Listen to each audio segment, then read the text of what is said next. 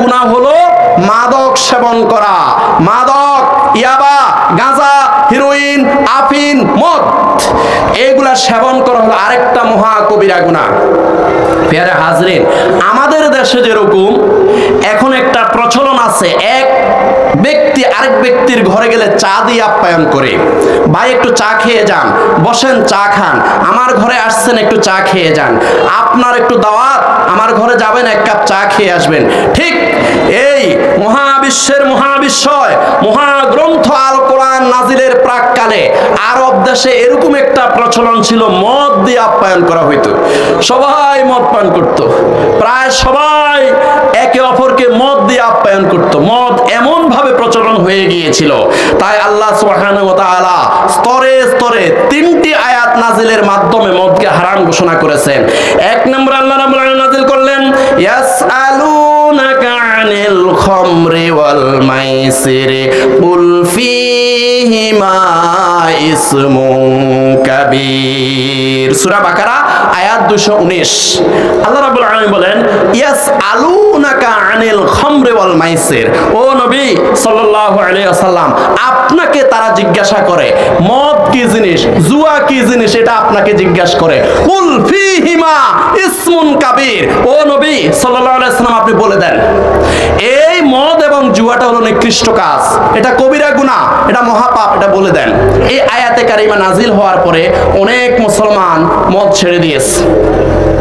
ওনারা চিন্তা করলো এই মদ এবং জুয়া নিকৃষ্ট কাজ, খারাপ কাজ, অতএব এটা না করাটাই উচিত। অনেক মুমিন মুসলমান মদ এবং জুয়া ছেড়ে দিয়েছে।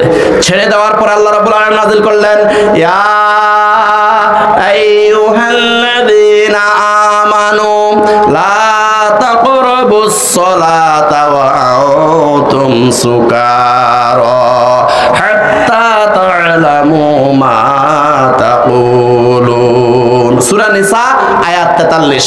আল্লাহ রাব্বুল আলামিন এবার দ্বিতীয় স্তরে আয়াত নাজিল করে দিলেন যে ইয়া আইয়ুহাল্লাযীনা আমানু, ও ঈমানদার বান্দারা, ও ঈমানদার বন্ধুরা, লা তাকরাবুস সালাতা ওয়া আনতুম সুকারা, তোমরা মদ খাওয়া অবস্থায়, মদ্যপ অবস্থায়, মদখোর অবস্থায় নামাজের ধারে কাছেও যাইও না।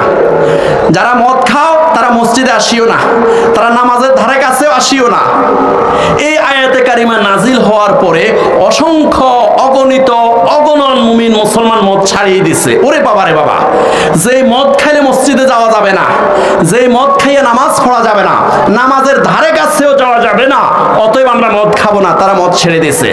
এরপর আল্লাহ রাব্বুল আলামিন তৃতীয় পর্যায়ে চূড়ান্ত ভাবে নাজিল করে দিলেন, ইয়া আইয়ুহাল্লাযীনা আমানু ইন্নামাল খামরু ওয়াল মাইসিরু ওয়াল আনসাবু ওয়াল আজলামু রিজসুম মিন আমালিশ শাইতান ফাজতানিবুহু লাআল্লাকুম তুফলিহুন। সূরা মায়েদা আয়াত নম্বর 90। আল্লাহ রাব্বুল আলামিন চূড়ান্ত ভাবে নাজিল করে দিলেন, ইয়া আইয়ুহাল্লাযীনা আমানু, ও ঈমানদার বান্দারা, ও ঈমানদার বন্ধুরা, ইন্নামাল খামরু, নিশ্চয় মদ, ওয়াল মাইসিরু, জুয়া, ওয়াল আনসাবু, মূর্তি পূজা, ওয়াল আজলামু, লটারি, রিজসুম মিন আমালিশ শাইতান, এই চারটা হলো শয়তানের কাজ। বলেন কার কাজ? শয়তানের কাজ। ফাজতানিবুহু, এই চারটা কাজ তোমরা ছেড়ে দাও, লাআল্লাকুম তুফলিহুন, তোমরা সফল হবে। এই আয়াতে কারিমা নাজিল হওয়ার সাথে সাথে সাহাবায়ে কেরাম ঘরে গেলেন, ঘরে গিয়ে যার ঘরে যতগুলো মদের বোতল আছে সমস্ত মদের বোতলগুলা নিয়ে রাস্তার মধ্যে এসে ভাঙা শুরু করলো। সুবহানাল্লাহ বলেন। ওই দিন এই আয়াত সূরা মায়েদার 90 নম্বর আয়াতে কারিমা যেদিন নাজিল হয়েছে, ওই দিন ইতিহাস সাক্ষী, মদিনার অলিতে গলিতে, মদিনার রাস্তার মধ্যে মদের বন্যা বয়ে গেছে। এমন ভাবে সাহাবায়ে কেরাম মদের বোতলগুলো ভেঙে ভেঙে ফেলে দিয়েছেন। সুবহানাল্লাহ। প্রিয় হাজরিন, এই হলো আনুগত্য, এই হলো আনুগত্য। আল্লাহ সুবহানাহু ওয়া তাআলা এবং আল্লাহর রাসূল সাল্লাল্লাহু আলাইহি সাল্লাম যা নির্দেশ দিয়েছেন সাথে সাথে সাহাবায়ে কেরামরা সামি'না ওয়া আতা'না, শুনলাম মেনে নিলাম। মা আতাকুমুর রাসূলু ফাখুযুহু ওয়া মা নাহাকুম আনহু ফান্তাহু। ওই দুনিয়ার মানুষ জেনে রাখো, আমার নবী আখিরি নবী সাইয়্যিদুল মুরসালিন রাহমাতুল লিল আলামিন মুহাম্মদুর রাসূলুল্লাহ সাল্লাল্লাহু আলাইহি ওয়াসাল্লাম যা নিয়ে এসেছেন তা তোমরা ধরো, এগুলো আঁকড়িয়ে ধরো।